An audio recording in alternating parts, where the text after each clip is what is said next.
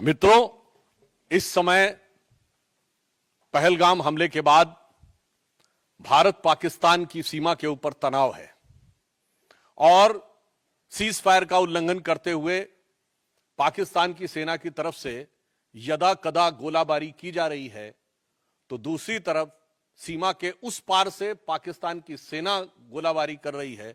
तो सीमा के अंदर से कांग्रेस और इंडी गठबंधन के नेता निरंतर बयानों की गोलाबारी भारत की सेना को लक्षित करने के लिए कर रहे हैं।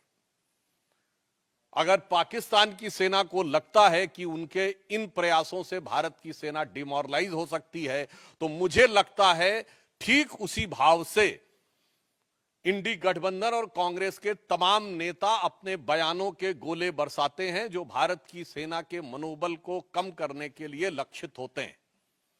एक तरफ कांग्रेस और इंडी गठबंधन के नेता ये मुखौटा लगाकर कहते हैं कि वो सरकार के साथ हैं, और फिर उनके नेता बयानों की श्रृंखला एक के बाद एक वो देते रहते हैं जो भारत के विरुद्ध और भारत की सेना को मनोबल को गिराने वाली हो। यह बात मैं गंभीरता से कहता हूं और दुख के साथ कहता हूं कि यह कुछ वैसा ही है जैसे पाकिस्तान यहां पर गतिविधियां करता है और ऑफिशियली यह स्टैंड रखता है कि उसका उनसे कोई लेना देना नहीं है, वो तो शांति चाहता है। ठीक उसी प्रकार कांग्रेस और इंडी गठबंधन का ऑफिशियल स्टैंड रहता है कि हम सरकार के साथ हैं, और उनके नेता जो छोटे नेता नहीं हैं, मुख्यमंत्री सिद्धारमैया, पूर्व मुख्यमंत्री चन्नी जी और आज अजय राय प्रदेश अध्यक्ष कांग्रेस पार्टी, ये निरंतर ऐसे बयान देते रहते हैं। और ये वो पार्टी है, जब खुद सत्ता में थी तो आतंकवादी घटनाओं के बाद भी एक भी वर्ष ऐसा नहीं था जब मनमोहन सिंह सरकार ने पाकिस्तान से द्विपक्षीय शांति वार्ता स्थगित की हो, और 11 वर्षों में मोदी जी की सरकार में एक भी वर्ष ऐसा नहीं है जब पाकिस्तान से औपचारिक द्विपक्षीय वार्ता की हो। ये अपने आप में प्रमाण है कि हमारी सोच और उनकी सोच में क्या अंतर है। मगर मुझे बहुत दुख और पीड़ा है कि कांग्रेस पार्टी जिस प्रकार के बयान दे रही है।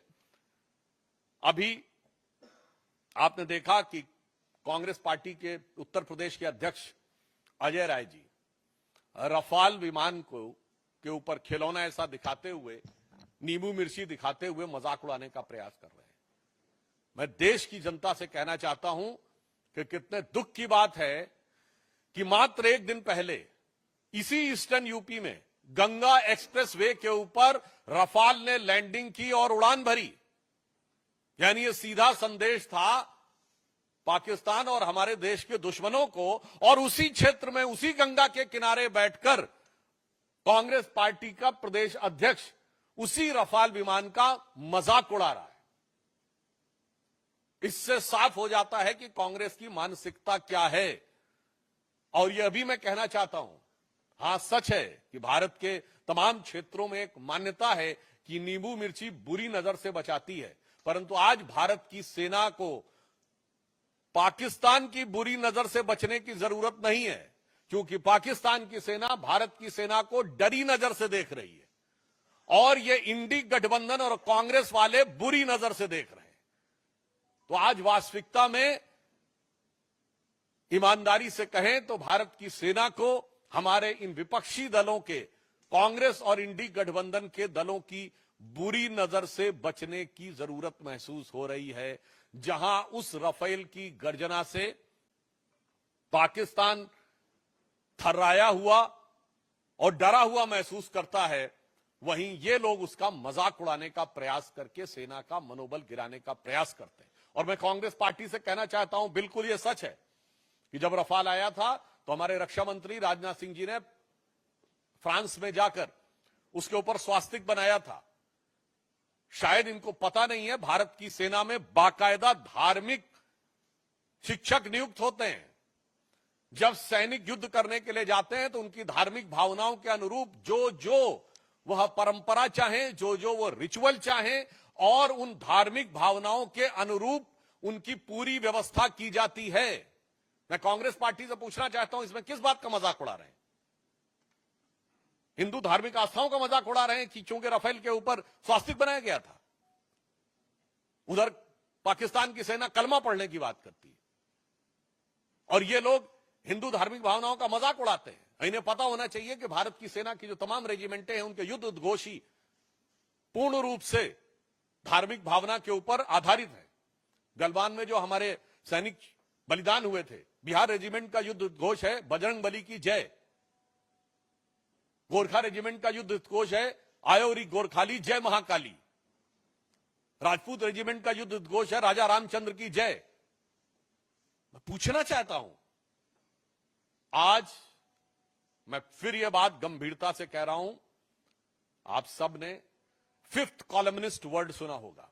1936 से 39 के बीच में जो स्पेनिश सिविल वॉर हुई थी, तो स्पेन में यह माना जा रहा था कि चार तरफ से दुश्मन की सेनाएं आगे बढ़ रही थी, परंतु उसमें फ्रेज यूज किया था, उन्होंने कहा था 4 columns are approaching from all the 4 sides, but there is a 5th column which is supporting those who are working against the interest of Spain at the time. आज कांग्रेस पार्टी और इंडी गठबंधन 5th columnist की तरह हो गया है कि अगर दुश्मन की सेनाएं बाहर से घात लगाकर बैठी हैं तो ये इसी प्रकार से उनका मनोबल बढ़ाने का काम कर रहे हैं। और ये बात मैं ऐसे ही नहीं कह रहा हूं, आप सब मीडिया से जुड़े हुए हैं। मैं आपसे पूछना चाहता हूं कि आपने पाकिस्तान के कितने नेताओं के बयान भारत की मीडिया में देखे हैं जो भारत के पक्ष में कोट किए जा रहे हो? एक भी नहीं। बिल्कुल मैं मानता हूं कि भारत की सेना पाकिस्तान की सेना से बहुत शक्तिशाली है। भारत की सरकार प्रधानमंत्री श्री नरेंद्र मोदी जी के नेतृत्व में दृढ़ निश्चय और संकल्प के साथ कटिबद्ध है, मगर एक मामले में पाकिस्तान हमसे मजबूत है। वो इस मामले में कि पाकिस्तान में एक भी नेता वहां की सेना का मनोबल गिराने के लिए कोई बयान नहीं दे रहा है। भारत में ऐसे बयानों की झड़ी लगी हुई है।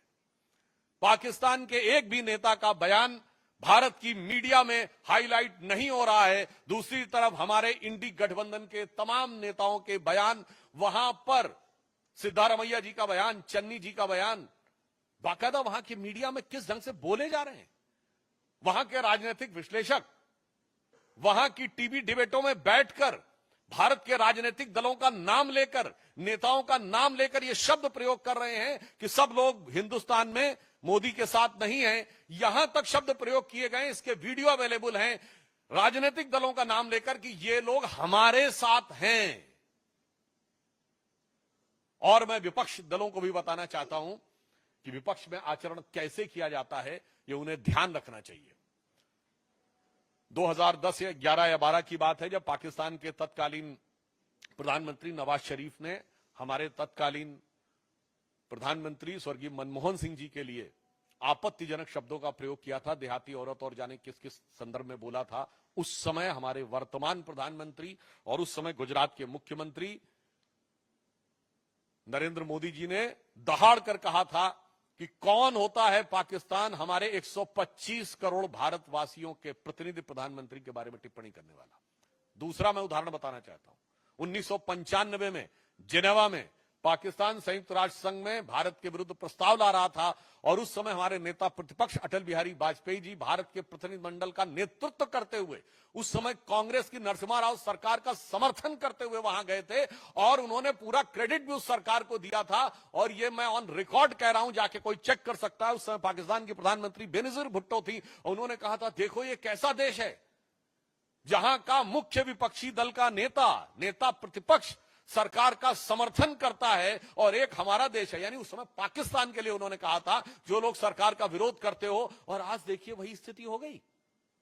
पाकिस्तान में पक्ष हो या प्रतिपक्ष दोनों सेना का समर्थन कर रहे हैं और हमारे यहां प्रतिपक्ष सेना का मनोबल गिराने का प्रयास कर रहा है। सर्जिकल स्ट्राइक का कभी प्रूफ मांग रहा है, कभी कह रहा है कि पुलवामा में क्या हुआ वगैरह वगैरह। तो मैं उनको भी, फिर भी अगर उनको कोई सबूत की जरूरत है तो मैं प्रमाण के साथ केवल पाकिस्तान की नेशनल असेंबली में बोले गए पाकिस्तान के सांसदों और मंत्रियों के बयान कोट कर देना चाहता हूं। इमरान खान ने नेशनल असेंबली ऑफ पाकिस्तान में एज प्राइम मिनिस्टर कहा कि बालाकोट में जो इन्होंने किया था उससे ज्यादा खौफनाक कुछ करने की सोच रहे हैं। 4 साल पुरानी बात। फवाद चौधरी पाकिस्तान के मंत्री थे और उनका फ्लोर ऑफ द हाउस पर नेशनल असेंबली में दिया गया बयान है कि हमने पुलवामा तक घुस के मारा था।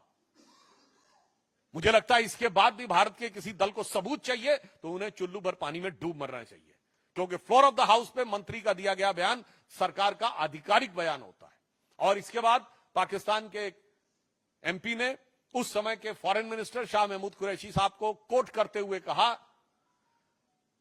कि मैं बैठा हुआ था, शाह महमूद कुरैशी साहब यानी उस समय के फॉरेन मिनिस्टर बैठे थे, आर्मी चीफ आए और आर्मी चीफ के पांव कांप रहे थे। यह फ्लोर ऑफ द हाउस पे दिया गया बयान है।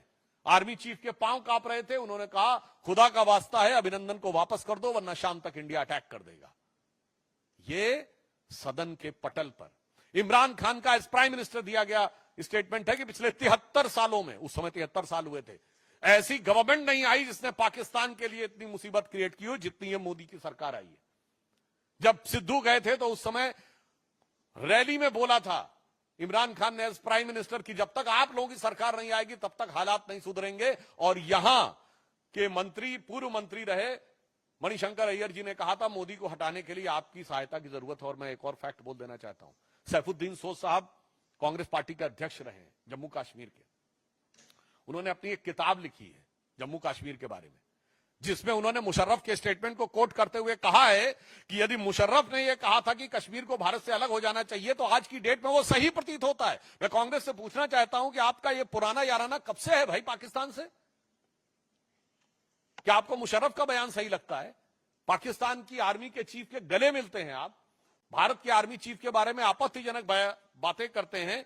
इसलिए मैं स्पष्ट रूप से देश की जनता को संबोधित करते हुए कहना चाहूंगा कि देश के अंदर और बाहर सरकार और सेना पूरी दृढ़ता के साथ, कूटनीतिक दक्षता के साथ जहां संकल्पित होकर खड़ी है। इस समय भी रक्षा मंत्री जी की जापान के रक्षा मंत्री से वार्ता चल रही है, तो दूसरी तरफ विपक्ष के द्वारा जिस प्रकार का घटनाक्रम किया जा रहा है यह अपने आप में बहुत दुखद है, निंदनीय है, भर्त्सना योग्य है। परंतु हम देश को आश्वस्त करना चाहते हैं कि प्रधानमंत्री श्री नरेंद्र मोदी जी के नेतृत्व में जो प्रधानमंत्री जी ने कहा है कि इस घटना के अपराधियों को धरती के अंतिम छोर तक ढूंढकर दंडित किया जाएगा और दंड ऐसा होगा जिसका कोई पूर्व का उदाहरण नहीं होगा, यानी अभूतपूर्व दंड दिया जाएगा। और ये वो लोग हैं जिन्होंने जीती हुई बाजी, जंग के मैदान पे जीती हुई सेना को कूटनीति के टेबल पर हारने पे मजबूर किया है। मैं कांग्रेस को याद दिलाना चाहता हूं, आप कहते हो कि हमारा वायुसेना का जो जहाज है वो खिलौने की तरह है। हां, मैं कांग्रेस पार्टी को याद दिलाना चाहता हूं 26/11 के हमले के बाद वायुसेना कार्रवाई के लिए तैयार थी और उस समय वायुसेना अध्यक्ष फौली होमी मेजर साहब ने 2016 में अपने संस्मरण में लिखा है कि मनमोहन सिंह सरकार ने अनुमति नहीं दी। आपने वायुसेना के युद्धक विमानों को खिलौने की तरह रखा था, मगर मोदी जी की सरकार सेना के हर साजो सामान को उचित, प्रभावी कूटनीतिक घेराबंदी के बाद रणनीतिक प्रयोग के लिए रख रही है। आपकी सरकार वो थी कि हमारी फौज जीतती थी और सरकार सब कुछ हार के चली आती थी, क्योंकि आप को एक मर्ज था कि हमें सुलह की शक्ल संवारनी है, भले ही वो भारत की सेना के जवानों के खून से क्यों ना संवारनी पड़े। तो एक पंक्ति में याद दिलाना चाहता हूं जो उनकी विदेश नीति थी, वो क्या थी कि चीन छीन देश का गुलाब ले गया। ये नेहरू जी के लिए कहा गया। चीन की विदेश नीति असफल हुई थी ना, गुलाब पहनते थे वो, गुलाब लगाते थे। चीन छीन देश का गुलाब ले गया और ताशकंद में वतन का लाल सो गया, और ये सुलह की शक्ल को संवारते रहे, जीतने के बाद बाजी हारते रहे।